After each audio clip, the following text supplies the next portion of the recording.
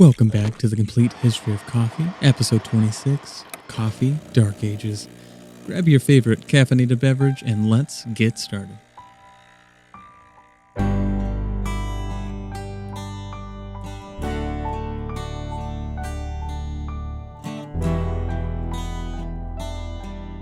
Today we are joined by Sammy Silver, a fellow coffee master and my girlfriend. She recently completed the Coffee Academy course, an advanced course on coffee, which is offered through ASU by Starbucks. You do not have to be a Starbucks employee to complete this course, but if you are, then it is part of the qualifications to becoming a coffee master.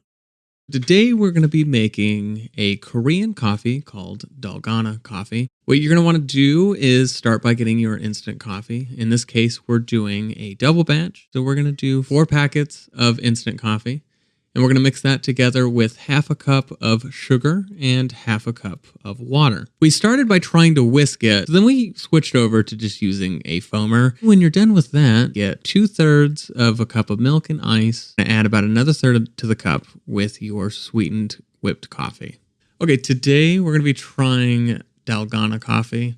I was looking for something that I could use that was related to instant coffee, as that's going to be featuring a lot this episode. But then we're also going to be looking a little bit at coffee in the Korean War. So when I stumbled upon Dalgona coffee, I realized this was a perfect mix because literally it is a mix of instant coffee and it is a Korean coffee. Now, originally this was actually created in China, but it definitely took hold in Korea and is what we think of it today. So we're going to go ahead and start by trying it. Kind of smells like instant coffee a little bit. It smells really sweet too, and good. Well, you get it. At first, it's just the foam. So it's definitely just like sweet instant coffee. Also kind of strong. It's 2 packets in here. I mean, that's kind of a lot of coffee. I have a mustache now. I had to drink a lot just to get to the milk. Like, I really just want milk to cut this down. I know, there's a lot of foam. But there's a lot of foam just to get to the milk. I do like the foam. Well, I guess if you want a mustache, it's a good coffee. It's much better with the milk.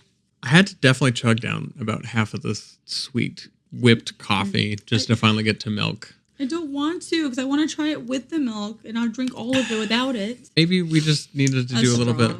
Well, I was going to say less foam, but yeah, maybe a straw would work as well. Yeah, definitely a pretty good coffee, though. So we'll see how instant coffee will take hold in the 1950s, this episode, and what's going on in Korea with coffee. This period of time from the 40s through the 50s was sort of like a dark ages for coffee. Coffee up to this point was increasing in complexity and quality. Companies had emphasized freshness and high-grade beans, introducing vacuum packing, and worked hard to educate people on proper coffee brewing.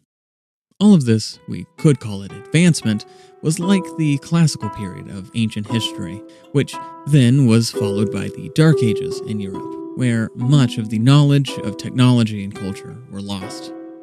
Now, of course, this is an oversimplification, and the so-called Dark Ages, in fact, had a rather flourishing culture, which is often overlooked. So even as coffee was losing much of its quality during this period, we can still find it evolving in new ways. So then we might ask, what led to this decline in coffee quality? Well, much of that was due to the lasting legacy of World War II. People were now happily brewing the same grounds, and most coffee consisted of mid-grade Brazilian beans. Many felt that the major brands tasted the same now. And even with vacuum packing, much of the coffee went stale while waiting on the store shelves for long periods of time. We can't actually blame the war for all this, though, as socioeconomic factors also played a role. See, the price lock on coffee throughout the war meant people were used to their 5-cent cup of coffee. But as that price cap was removed, it meant coffee went up 2 cents by 1947. And you might think 2 cents, no big deal. It was actually big enough of a deal that it led to angry customers breaking and stealing things from restaurants out of frustration. And of course, today we might find it hard to imagine people getting upset as we pay $5 for a cup of coffee, the same price as supporting this podcast series on Patreon per month. Sorry, it was the perfect time to bring it up. But part of the reason for this increased price of coffee was overproduction by Brazil during the war, causing many farmers to lose nutrients in their soil, meaning weaker coffee plants. This wasn't helped by an infestation of braca, or coffee bugs. Coffee companies attempted to combat these price hikes by advertising their brand as being stronger or needing less coffee to make a cup. But in reality, the coffee wasn't any different than before, and people were led into drinking ever weaker tasting coffee. Coffee drinking slowly went down in the US at this time, while Europe was growing in coffee imports. International relations at this time weren't doing much better than the economic situation. For starters, Brazil donated 400,000 bags of coffee to the US Army during the war, just for the US Department of Agriculture to sell off all of the military surplus after the war and pocketing the profit. 3 years after this, in 1948, the Inter-American Coffee Agreement expired as the United States didn't wish to renew it. The following year, Brazil's surplus of coffee ran out as the country was hit with a big drought. There were some who saw this surplus coming to an end and began planting new coffee trees further south, but these new trees would take 5 years to begin bearing fruit, so at the end of 1949, coffee reached an all-time high of 80 cents a pound. A cup of coffee went from 5 cents to 10 cents in a matter of 2 or 3 months. For context, think back to our modern $5 cup of coffee. Well, now imagine that in a few months' time, that same cup of coffee was now $10. Politicians in the U.S. government were forced to look into the problem. One secretary, Guy Gillette, simply responded by telling people to simply drink American-produced goods like milk. God forbid he suggests growing more coffee in Hawaii. He did, however, form a committee and assigned the task of interviewing people about the issue to Paul Hadlick. One such interview was with Andres Uribe, the chairman of the Pan-American Coffee Bureau and representative of the Colombian National Federation of Coffee Growers. In other words, the most qualified man to know why coffee prices had skyrocketed up. Essentially, he blamed American complacency with Brazil's enormous stockpiles of coffee. But when the drought hit and their coffee surplus was exhausted, people started panic buying and hoarding. Much like toilet paper during the COVID pandemic, there wasn't enough supply to meet the sudden spike in demand. He then went on to argue the economic disparity between the US and Latin America. He noted if farmers in Latin America received the same wage as the US, then coffee would be dramatically more expensive. He urged them to recognize these countries as also part of the Americas, and by extension, the people as being all Americans. This is an interesting point here, as my time studying Spanish in college and going on exchange to Peru opened my eyes to the reality that people in Latin America also consider themselves Americans. This fact has actually resulted in my use of United States over America throughout my writing of the script for many of these podcast episodes. But in any case, Uribe's plight was ignored. The following year, in 1950, Gillette's committee published its finding. The short version is they blamed Brazilians for withholding coffee. Their suggestion was to stop supporting Latin America and start buying coffee from other places. Now, luckily, this was just a suggestion submitted to Congress rather than official policy. But Latin America would struggle financially if it took effect. Politically, Latin America was already at a tipping point, with Colombia in its period of La Violencia, a civil war between the country's liberal and conservative parties. Brazil, for its part, actually re-elected their former dictator Vargas, who promised to ensure coffee prices for the country. Keep in mind, this post-World War II era was the beginning of the Cold War. So, communism and democracy were in a fight to gain footholds in any country they could. An economically weak Latin America was not in the interest of the United States, who wanted to prevent their southern neighbors from becoming communist. As such, the Assistant Secretary of State, Edward Miller, voiced his disapproval of the Congressional Committee's decision to publish their suggestions publicly before letting the State Department look it over. He stated he resented their suggestions and felt they had little or no information to support such findings. As a funny side note, the company, Gillette, that sells razors, paid for an ad in Brazil during this time, which distanced themselves from having any relation to Senator Gillette. The committee revised their report, which helped smooth over relations. At this same time, America became involved with the war in Korea, boosting coffee prices and helping return coffee relations back to normal. Taking a brief look at coffee in Korea, we find it to have an interesting history. The bean was introduced shortly before the turn of the century by the Korean king Gojong. The king had been kicked out of his country by internal conflicts, which had resulted in the assassination of his wife in 1859. For the next year, he stayed in Russia, seeking to return to Korea to reclaim power. However, while in Russia, he met a French woman, Antoinette Sontag, who introduced the king to many aspects of Western culture, including coffee. After the First Sino-Japanese War ended, Japan lost its influence over Korea, and King Gojong was able to regain his throne, bringing with him coffee. Gojong is said to have been the first Korean to try coffee, as Korea was in an isolationist period at this time. This is not quite accurate, though, as foreign warships might visit coastal areas, sometimes offering coffee to Korean officials, not to mention foreign guests from the mid-1880s being served coffee at the Korean royal palace.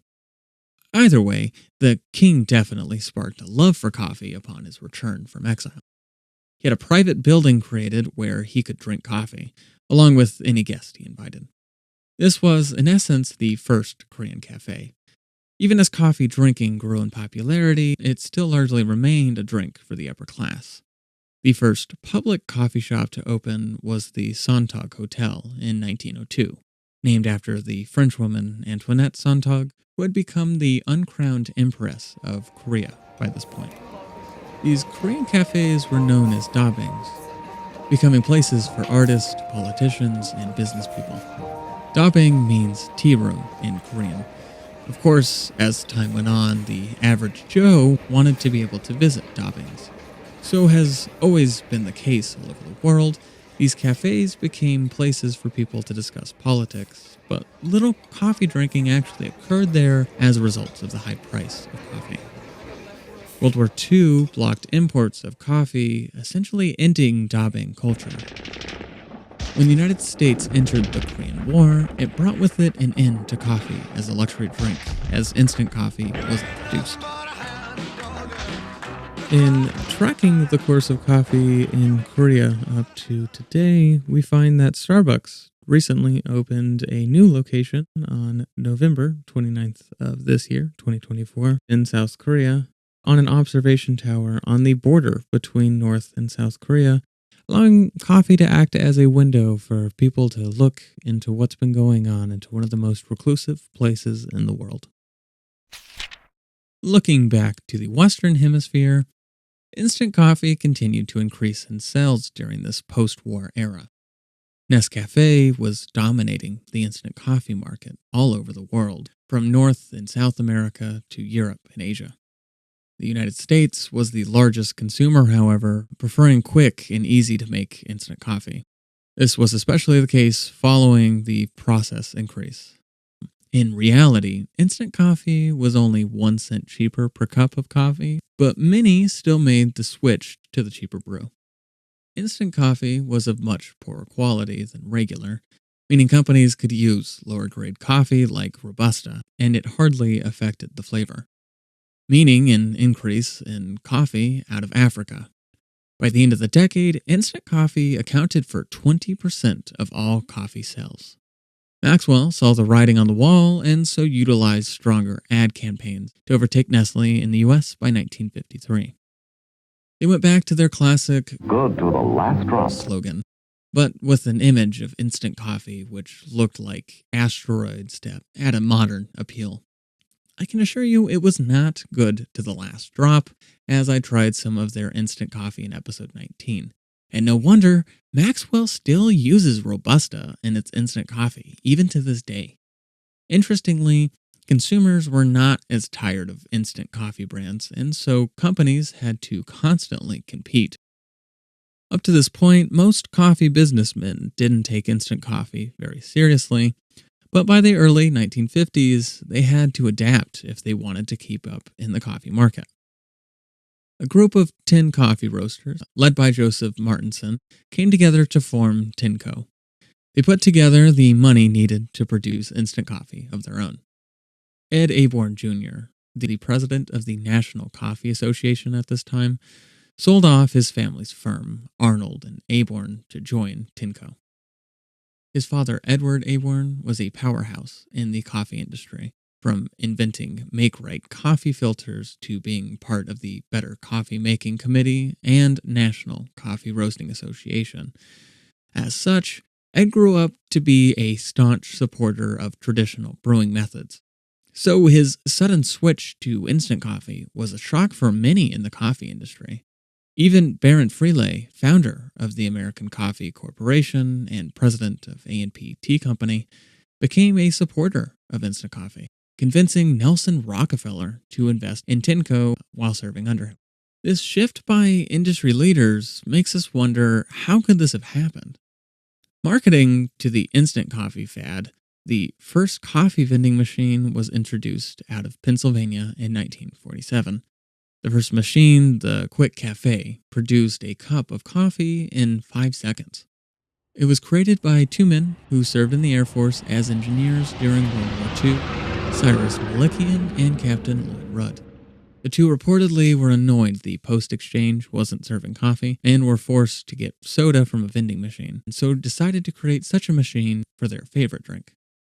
By 1951, there were 3,000 coffee vending machines in the U.S. from various companies, and within just a few years, that number grew to around 60,000. With coffee now being produced instantly, coffee breaks became a recognized American standard. Interestingly, the term coffee break was actually an invention by the Pan American Coffee Bureau in 1952. The practice, however, has its origins, as we discussed last episode, in World War II. To market the term, they used radio, newspaper, and magazines, which boasted how people should, quote, give yourself a coffee break and get what coffee gives you, end quote. The campaign worked, as 80% of big businesses had implemented them by the end of 1952. Furthering this, the Bureau began a campaign directed at American drivers in an attempt to create the concept of coffee rest breaks. It wasn't as well received by Southern Christians, though, as they took the ad slogan of, quote, make that one for the road, end quote, to mean drunk driving. During his presidential campaign, Eisenhower implemented Operation Coffee Cup to have coffee parties, which allowed voters the chance to interact with him.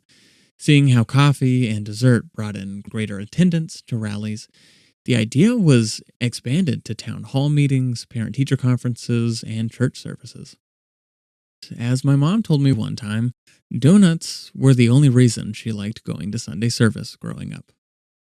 Now, if radio, newspaper, and magazine ads were what pushed coffee into the workplace and community gatherings, it was TV which brought it into every home in America. Television, like radio, came out some years before it took off. But by the end of the 1950s, almost every American was watching it. Even in the late 1940s, TV was being used by many to advertise, including General Foods. They began their ad campaign in 1947, allowing people to both hear and see their coffee products. Maxwell House was pushed through a new TV show they sponsored, Meet the Press. Their decaf brand Sanka was advertised through their sponsored show, The Goldbergs. Not the modern show, The Goldbergs, of course. This original show aired on radio starting in 1929 and then on TV from 1949 till 56. It featured a simple scene at the end of every episode with all the cast together in the kitchen drinking a cup of Maxwell House coffee. This totally reminds me of the show Bob's Burgers, which features an end credit scene of the cast all together in the restaurant, often dancing, singing, or simply making burgers every episode. So television became the response to the ever declining sales of coffee. Standard Brands didn't have the budget to support its brand Chase and Sanborn on TV, as it was considerably more expensive than traditional advertising, so it began falling far behind the sales of Maxwell and Nescafe. But the problem was also the manager over advertising for Chase and Sanborn, who refused to run colored print ads and canceled the Charlie McCarthy radio show. This led coffee's competition, Coke, to turn Edgar Beggin and Charlie McCarthy to the dark side, stealing them for a new Coke-sponsored show. Standard Brands eventually fired their advertising agency, J. Walter Thompson, but it was little help as they were far behind the other major brands now. Mills Brothers went back to the classic sex appeal, featuring a hot blonde preparing coffee for her guest. They also attempted to reach the teenage audience, creating an ad which showed a teenage couple making coffee at a party and offering it to their friends with the line, "Hills Brothers Coffee, the life of the party." Because, as we all know, coffee shots and snorting caffeine is what teenagers do at parties. Although, as I write this, I'm currently getting ready to go to a rave, and people in the group chat are more concerned about having coffee than any sort of party drugs, so maybe there's some validity to the ad after all. Either way, General Foods was leading the coffee market in the US, having devoted 80% of its advertising budget to TV, setting them up as the only coffee company which was utilizing national TV commercials. As we open the episode with my comparison of coffee falling into a sort of dark age, we find by the 1950s, coffee brands no longer emphasizing flavor or quality. Instead, they tried to use the cheapest coffee they could and sell it at the lowest price possible. Cutting back on quality was another tactic, such as Folgers did on its 100th anniversary in 1950, stating consumers could use 1/4 less of coffee every time they used their brand. A rather unfortunate way to celebrate the Folgers legacy. Folgers wasn't alone, however. Many companies were selling smaller portions by this point too. Companies were promoting with coupons, special deals, and promotions. Those brothers announced they would not resort to such practices, but by 1953, they felt they had to as their sales were slipping. Up to this point, you may be thinking this coffee dark age was limited to just the United States, but unfortunately just as present in Europe as well. I'd originally hoped to get to European espresso culture this episode, but as I reached this episode, I realized that topic would have to wait. So we should be able to take a greater look at Europe in 2 episodes' time after we explore coffee's revival in Africa next episode. As soda gained popularity, especially among the younger crowd, coffee men began examining their advertising methods to try and understand what they were doing differently. After all, soda was more expensive than coffee and was ever increasing in sales. Coke somehow marketed itself as the drink of the youth and the American way of life. All the while, coffee brands were in a war with each other, trying to cut prices and lure people in with special deals. Coffee prices rose during the early 50s, leading to new planting in most coffee-producing countries. This even included a newcomer, New Guinea. The first coffee plant wasn't harvested there until 1952, and once it was, coffee took off. An Australian, Jim Leahy, planted that first coffee tree, and through his contacts with the indigenous people in the country, it became a popular industry for the locals to produce. Interestingly, Jim and his two brothers were actually the first Westerners to come across the 1 million New Guinea natives who had never previously been known to the outside world. So, after seeing the money Jim was able to make on coffee sales, indigenous people saw it as easy money. Within 3 years, New Guinea had 76 coffee plantations subsidized by smaller, local grown coffee operations.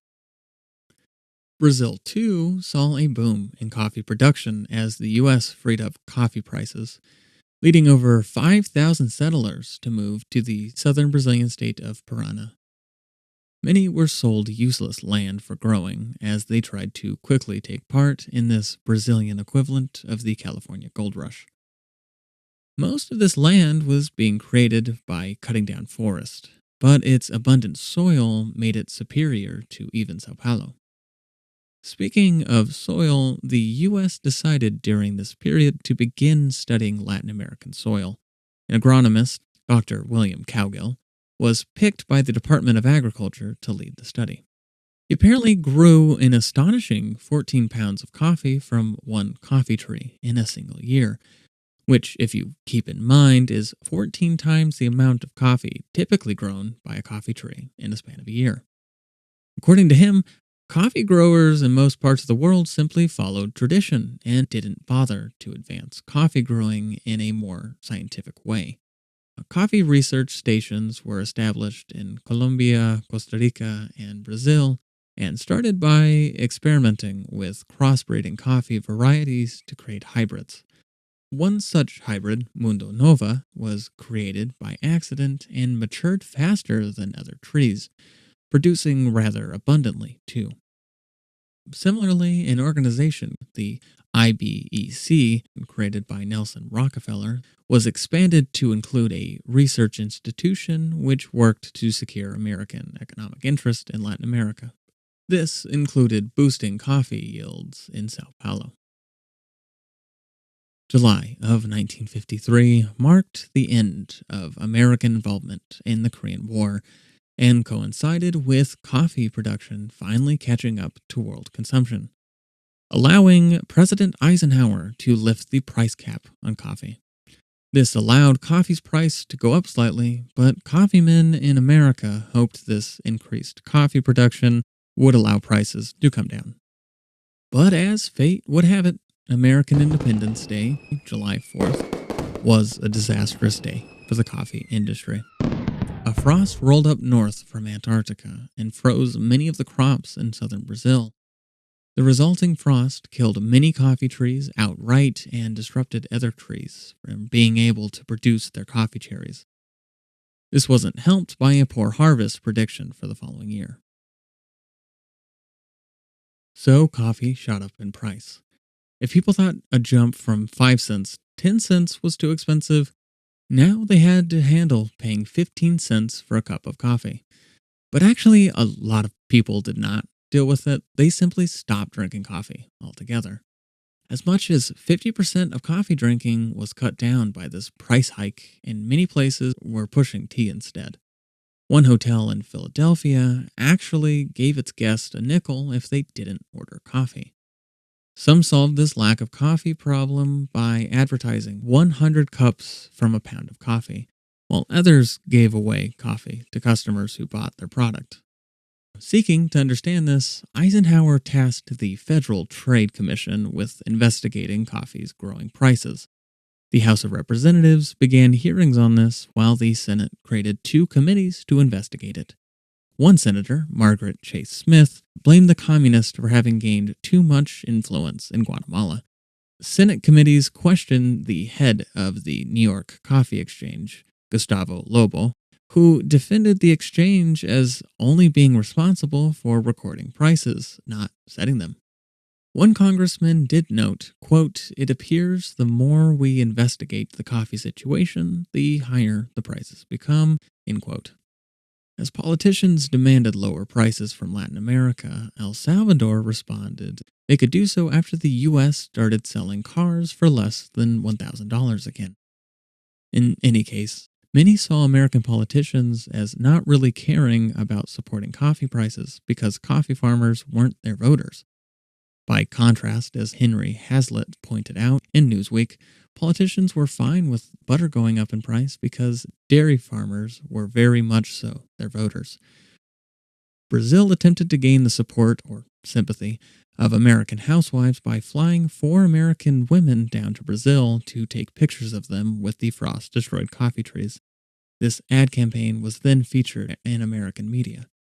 Ultimately, the U.S. Fair Trade Commission and Congress pushed their findings and blamed the price increase on bad planning of crop yields and underestimating on the part of the coffee exchange and hoarding by U.S. roasters.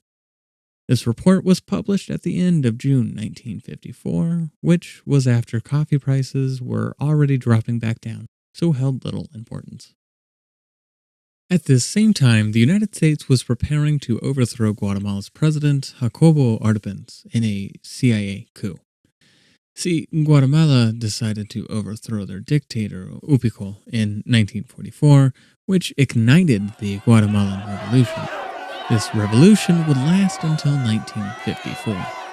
It started with college students who forced out Ubico for his harsh forced labor policies, which he did to support their coffee-driven economy.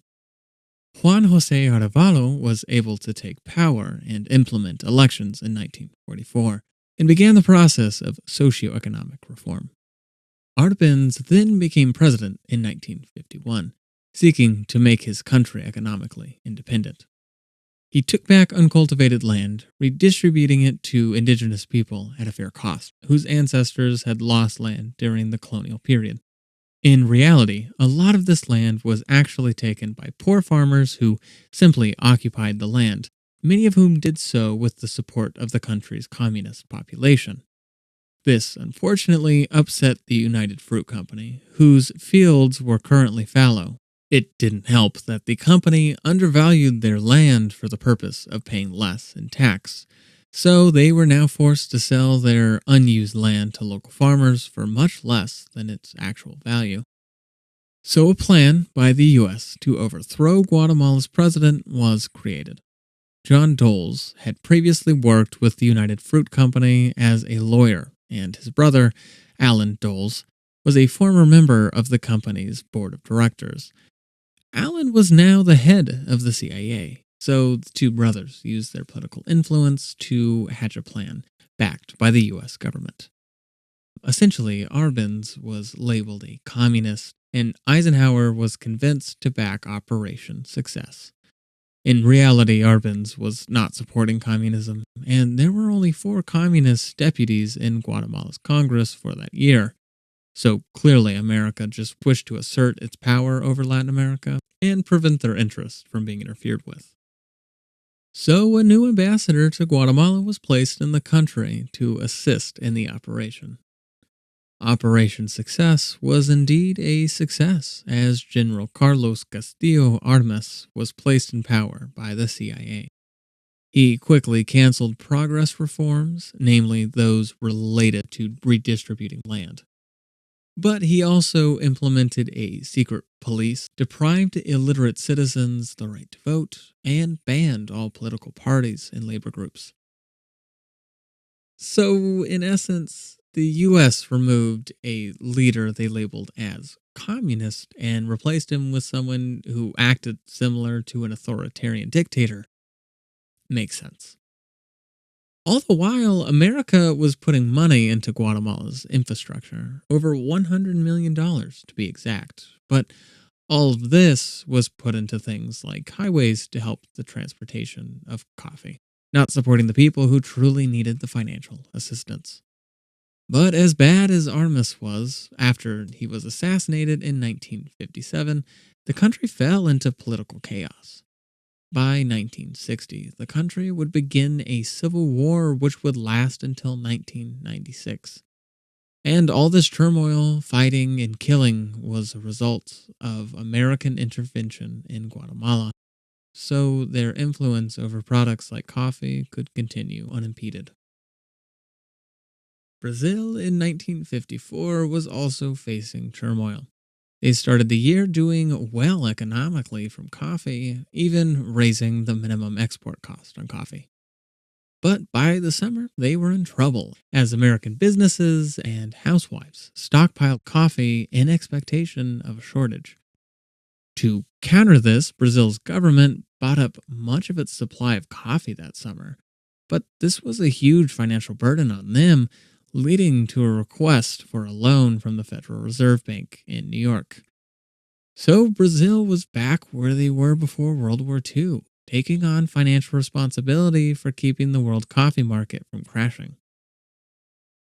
President Vargas was forced to devalue Brazil's currency, but this time he was determined not to let America exploit the country.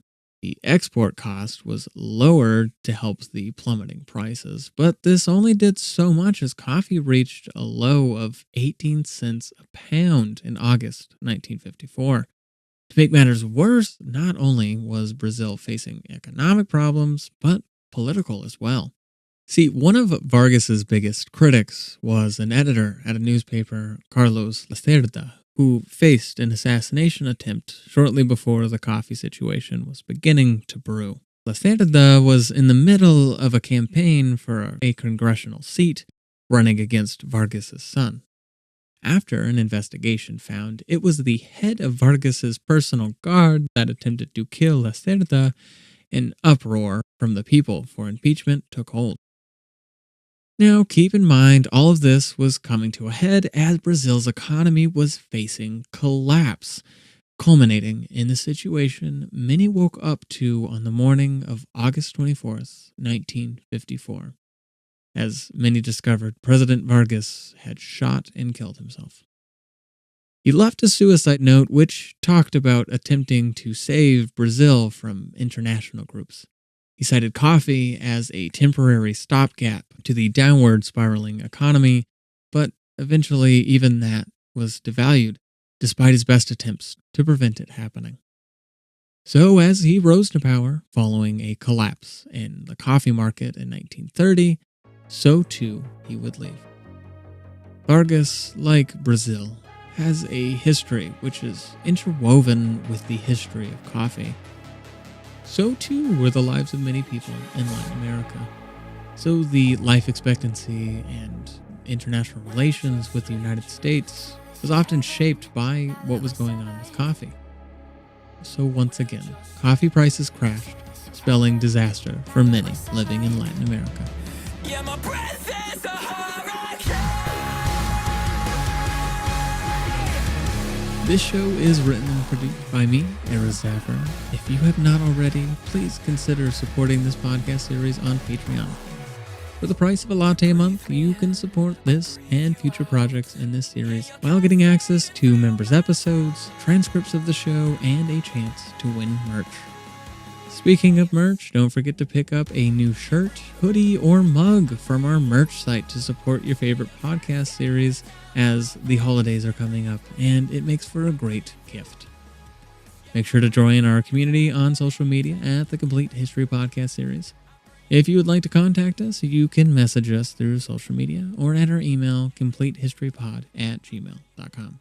Don't forget to subscribe on whatever platform you listen to this podcast on, and make sure to share it with your family and friends. To close, here is a quote from the last line of Getulio Vargas's suicide note. Serenely, I take my first step towards eternity and leave life to enter history.